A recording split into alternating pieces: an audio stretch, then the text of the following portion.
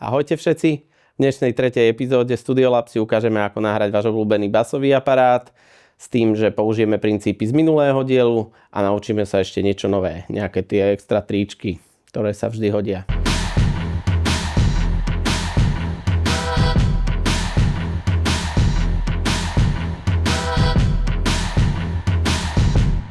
Takže v prvom dieli sme si vlastne ukázali, ako úplne čo najjednoduchšie zaznamenať zvuk elektrickej basgitary, a teda priamo káblom z basy rovno do zvukovky formou teda suchého signálu alebo DI signálu.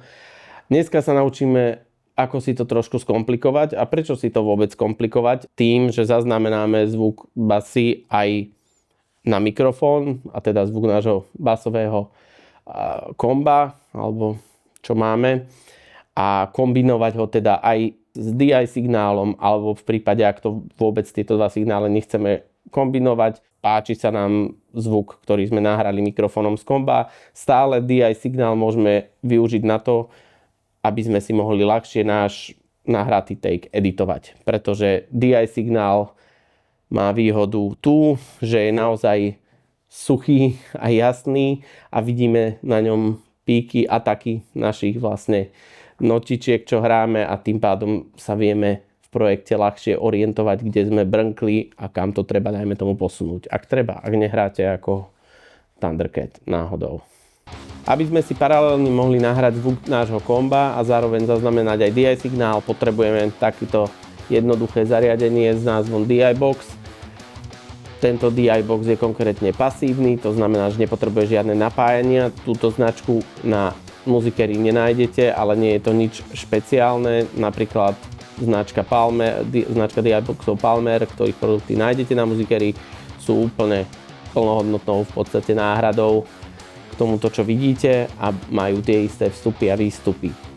Čiže, ako som hovoril, sú dva typy DI Boxov, pasívny a aktívny. Obidva môžete použiť na rozdelenie signálu z nástroja. Jedine si treba zapamätať, že aktívne DI boxy majú aj napájanie, a teda zo zvukovky im posielame 48V, prípadne niektoré majú aj svoj vlastný adaptér. Rozdelenie signálu môže niekedy prebehnúť aj priamo v kombe, ako uvidíte neskôr na našom Ampe kombe, ktoré má priamo aj DI výstup, a tým pádom vlastne môžeme nahrať obidva signály aj bez toho, že máme externý DI box.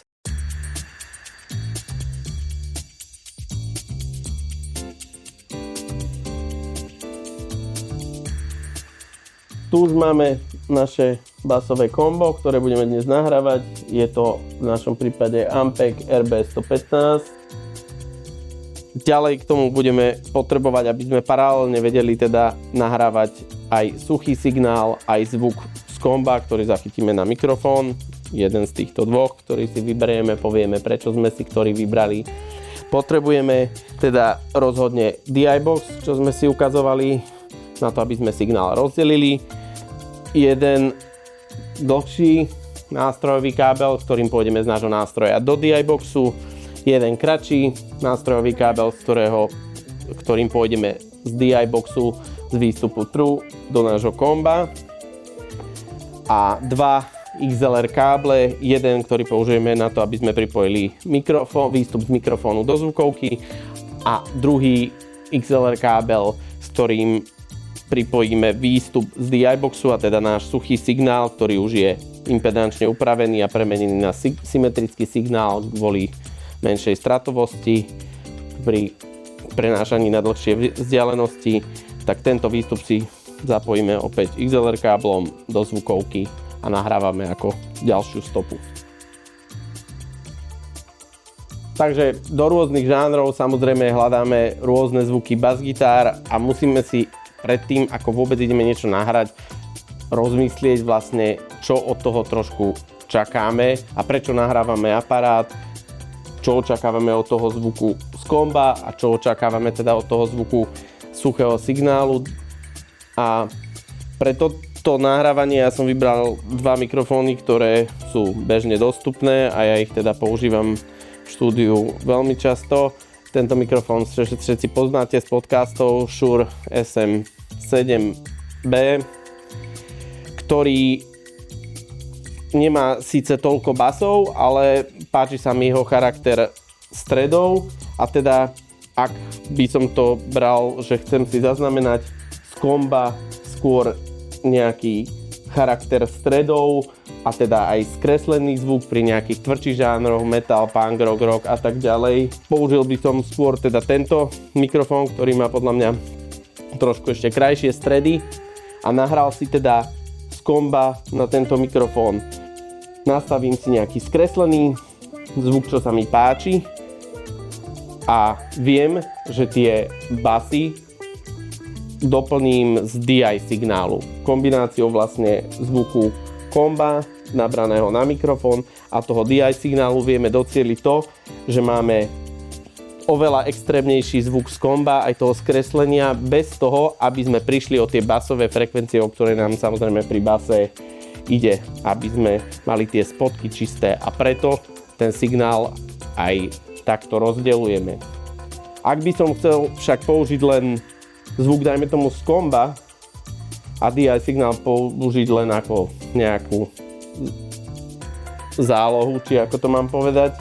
Kľudne by som vybral kopákový mikrofón ako tento AKG 112, nie je to len čisto kopákový, ale teda má väčšie basy alebo výraznejšiu nejakú basovú odozvu proti SM7 a teda použil by som ho práve vtedy, keď chcem primárne z toho komba zaznamenať celistvý zvuk. Dá sa použiť takisto aj na ten prvý účel, len z neho potom v počítači vlastne ekvalizérom odrežete nejaké basové frekvencie, ktoré si tam teda doplníme z toho DI signálu.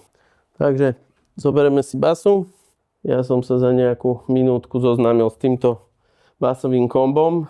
Toto kombo má dokonca možnosť, čo už veľa samozrejme moderných komb má k dispozícii, že posiela rovno aj suchý signál, vonku má výstup, teda DI, ale my ho pre náš účel demonštrácie teda nahrávame cez externý DI box, lebo nie každé kombo samozrejme túto možnosť má.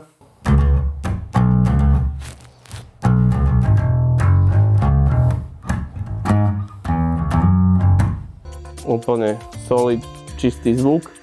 V podstate toto kombo má samozrejme svoj ešte gain alebo nejaké skreslenie interné, ktoré je proste úplne fajn.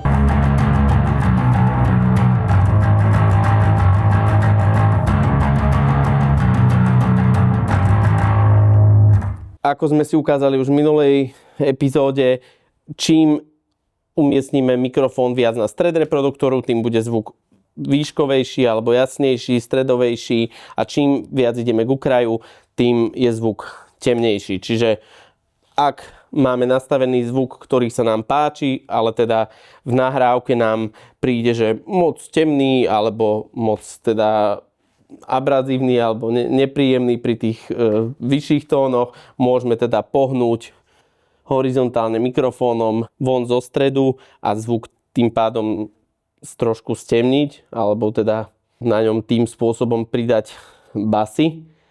Každopádne ja som zvolil umiestnenie na stred, pretože pri base sa mi osvedčilo, že aj ten skreslený zvuk, ktorý má teda viac stredov a výšok, nie je až tak nepríjemný aj pri umiestnení mikrofónu na úplný stred, ako pri skreslených gitarách. V tomto prípade ide naozaj pri zvúčení basového komba mikrofónom zachytiť skôr ten nižšie stredy, ten charakter toho samotného komba, lebo basové frekvencie, teda konkrétne teda suby, určite zaznamenáme oveľa čistejšie alebo viac hi-fi tým, že si nahráme DI signál a ten zvuk si potom v počítači blendneme s tým stredovým zvukom z nahratého reproduktoru.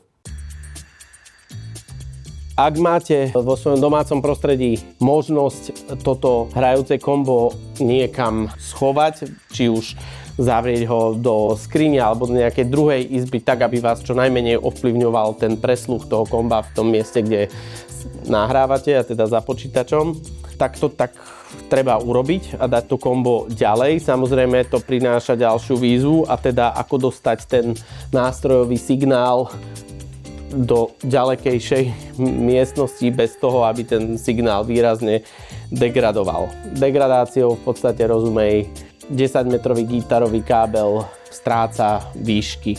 A preto si ukážeme takú DIY, ale profesionálnu metódu, ako bez straty tento signál dostať na dlhšie vzdialenosti. Na to, aby sme teda preniesli gitarový a basový signál na väčšie vzdialenosti bez straty, nám poslúžia takéto dva pasívne identické DI boxy. Jeden DI box máme v mieste nahrávania, teda sedíme za počítačom, kde budeme sedieť so svojou gitarou a nahrávať do projektu naše skvelé nápady. Zapojíme výstup z nástroja klasicky do inputu a potom využijeme XLR kábel, ktorý, ale v tomto prípade, keďže máme dva identické DI boxy, ktoré majú XLR výstup, tak potrebujeme kábel, ktorý má rovnaké dve koncovky. Pre ilustráciu vidíme, že to je XLR kábel, má dve samice na obidvoch koncoch a zapojíme to teda do výstupu prvého DI boxu a druhú stranu XLR kábla do výstupu druhého DI boxu. Ako som spomínal, pri pasívnych DI boxoch prechádza signál obojsmerne, čiže to, že zapájame výstup do ďalšieho výstupu, je v poriadku.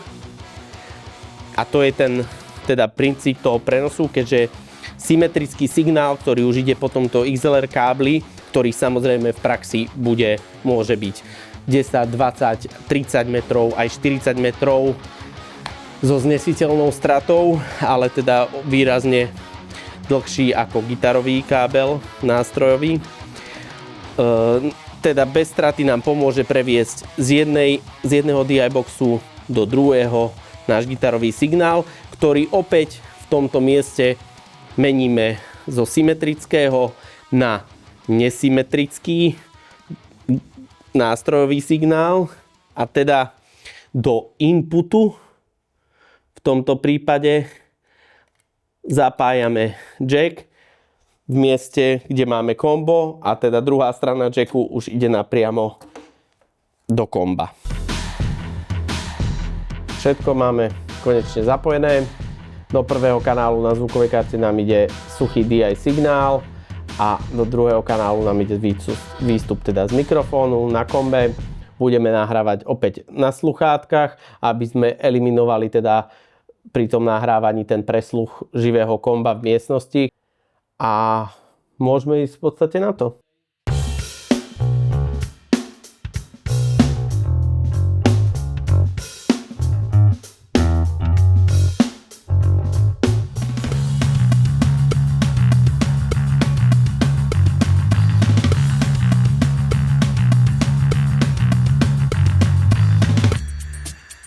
Ako sme si už spomínali pri tomto scenári, keď nahrávame viacero signálov toho istého nahrávania simultáne, dochádza k fázovému posunu, respektíve signál DI, ktorý nahrávame, je v čase, prichádza do zvukovky vlastne o čosi skôr ako signál z mikrofónu. Tak tieto zvuky musíme fázovo v podstate upraviť tak, aby spolu dávali nejaký zmysel. Je ideálne nahrať si krátky perkusívny tón, alebo k snímaču elektrickej gitary alebo basgitary dáte z telefónu zvuk metronómu, pip, nejaký krátky klik, nahráte si to do počítača a tam potom, ako sa teraz môžete pozrieť na mojej obrazovke, vidíte jasne pri samozrejme väčšom zazumovaní, že signál DI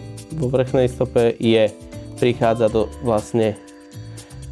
počítača skôr ako signál z mikrofónu.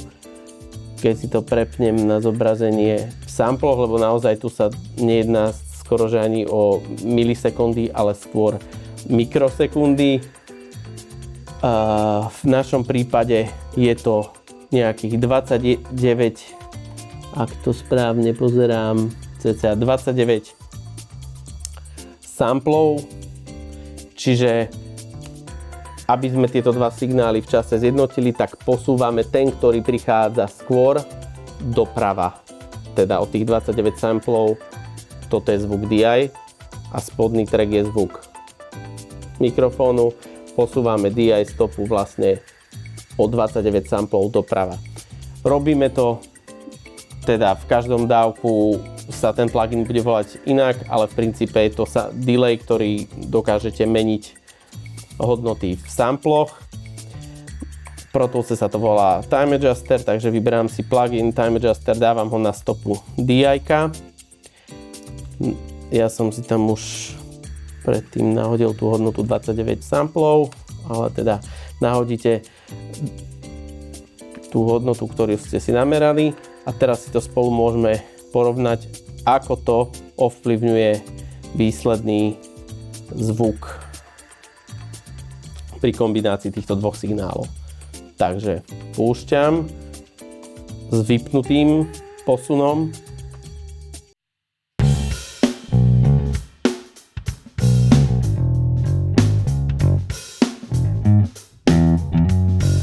A zapnutý.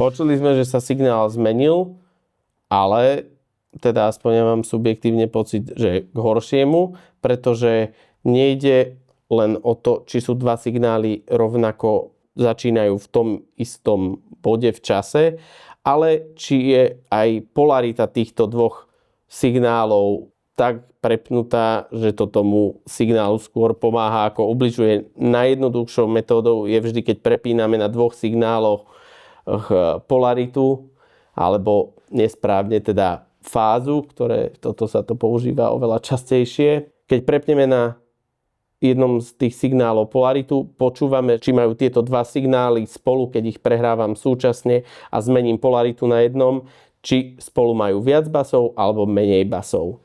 Takže púšťame si a budem prehadzovať polaritu na DI signály a počúvame, čo sa s tým signálom deje.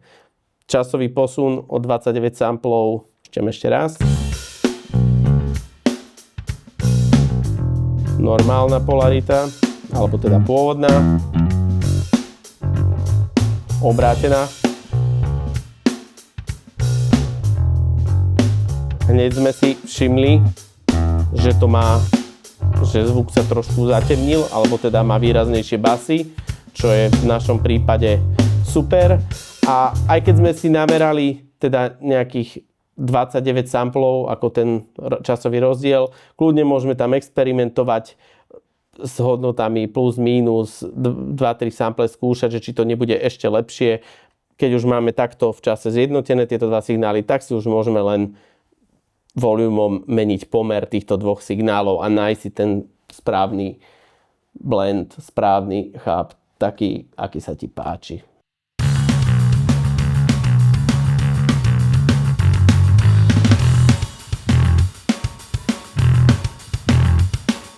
A teraz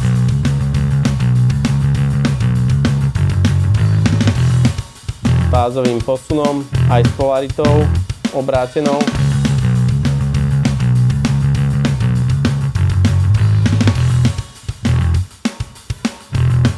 DI signál trošku hlasnejšie.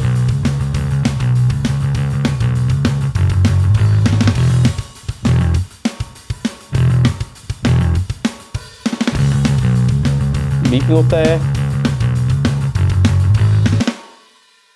a zapnuté.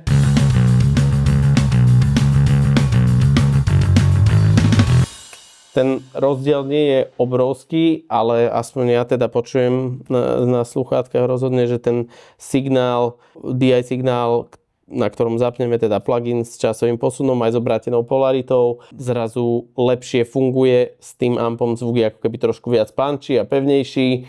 Niekedy je to oveľa väčší rozdiel, niekedy je to naozaj malý rozdiel. Je dôležité si naozaj zapamätať, len ten základný princíp. Dva signály toho istého nahrávania môžu prichádzať teda do počítača v rôznych časoch a môže sa polarita tých dvoch signálov byť obrátená a treba si na to dať pozor, aby sme sa už hneď od začiatku dostávali v úvodzovkách tým správnym spôsobom k tomu dobrému akože zvuku.